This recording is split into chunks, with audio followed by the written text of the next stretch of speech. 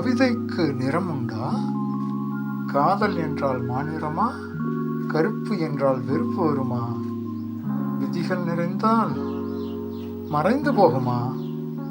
கண்ணீரில் சொற்கள் கரைந்தால் அது மழையின் ஊதாவா? உன் புன்னகை வரிகளாய் பிறந்தால் அந்த கவிதையே நீதானா?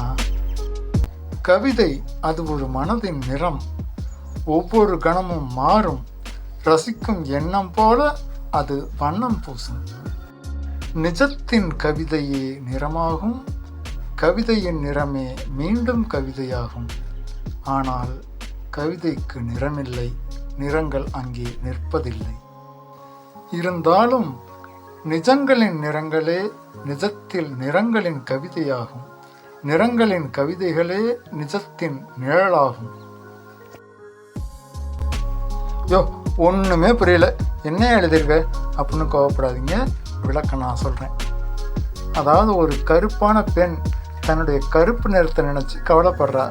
அப்போது ஒரு கவிஞன் அவளுக்கு ஆறுதல் சொல்கிறான். கருப்பு அப்படிங்கிறது அழகு இல்லைம்மா, கருப்புங்கிறது ஒரு நிறம் மட்டும்தான் அப்படின்னு சொல்லி ஆறுதல் சொல்கிறான். இந்த கவிதையில் கவிதை அப்படின்னு நான் உருவகப்படுத்துறது ஒரு பெண்ணை. ஸோ இந்த கவிதையில் கவிதைன்னு எங்கெங்கெல்லாம் வருதோ அந்த இதெல்லாம் எடுத்துகிட்டு நீங்கள் பெண் அப்படின்னு போட்டு படித்து பாருங்கள், தெளிவாக புரியும். இங்கே எல்லாம் ஜோராக ஒரு தடவை கற்றுட்டு பார்க்கலாம்.